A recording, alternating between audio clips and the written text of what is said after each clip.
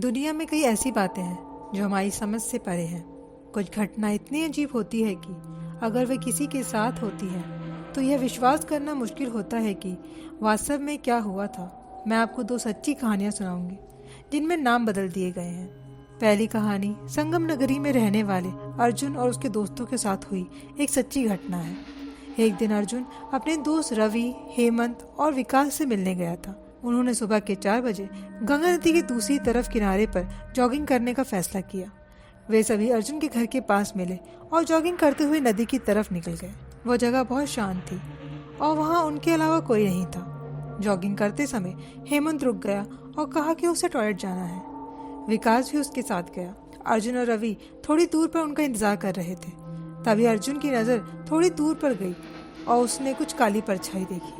उसे लगा कि शायद कोई और भी वहां जॉगिंग करने आया होगा, लेकिन उसकी नज़र उस पर से हट नहीं रही थी। ठंड का समय था तो धुंध के कारण पहले तो साफ साफ दिखाई नहीं दे रहा था, लेकिन थोड़ी देर बाद उसने जो देखा उस पर उसे यकीन नहीं हुआ।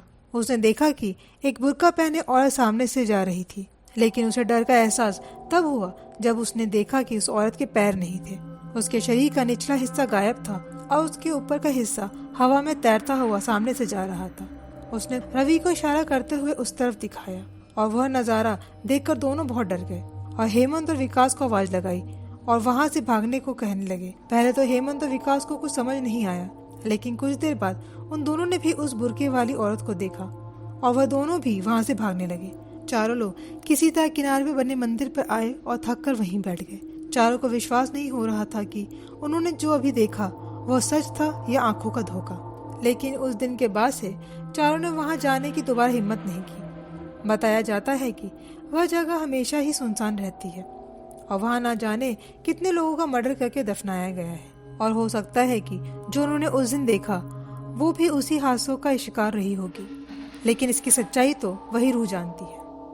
हमारी दूसरी कहानी भी एक ऐसे हादसे से जुड़ी है जिसे भूलना आज भी मुश्किल है। सुनीता के पति सेना में थे, जिस वजह से वो कभी कभी घर पर तो कभी बाहर रहते थे।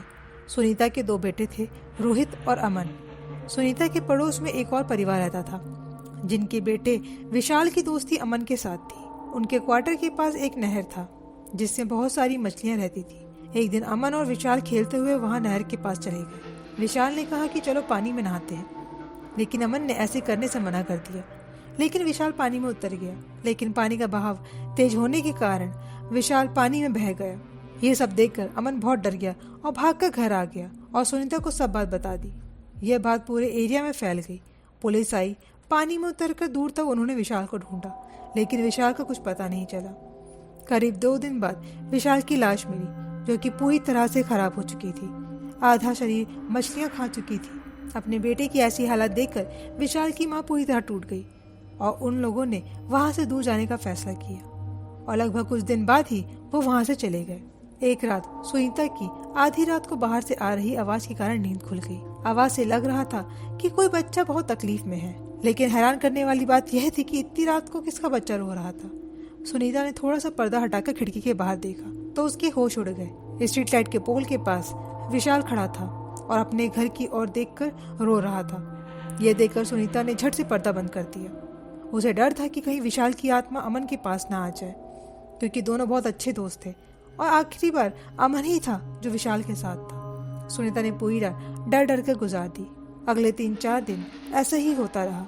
रोज विशाल उसी खंबे के पास आता और अपने घर की ओर देखकर रोता रहता। सुनीता ने विशाल की माँ को ये सब बताना सही समझा और उन्हें ये सब बात बताई।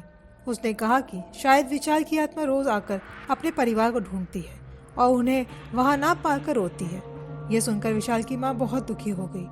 दुनिया से जाने के बाद भी उनका बेटा उन्हें याद कर रहा था। इसके बाद लोगों ने उन्हें सलाह दी कि वो वहाँ एक छोटी सी पूजा कराकर वहाँ विशाल के नाम की एक समाधि बनवा दे, और उन्होंने वैसा ही किया। उस दिन के बाद विशाल की आत्मा कभी नहीं दिखी। अगर आपको हमारी कहानी अच्छी लगी तो लाइक एंड सब्सक्राइब करें और अपने दोस्तों के साथ शेयर करें। साथ ही अगर आपके पास कोई कहानी हो तो हमें कमेंट सेक्शन पर ज़रूर बताएं।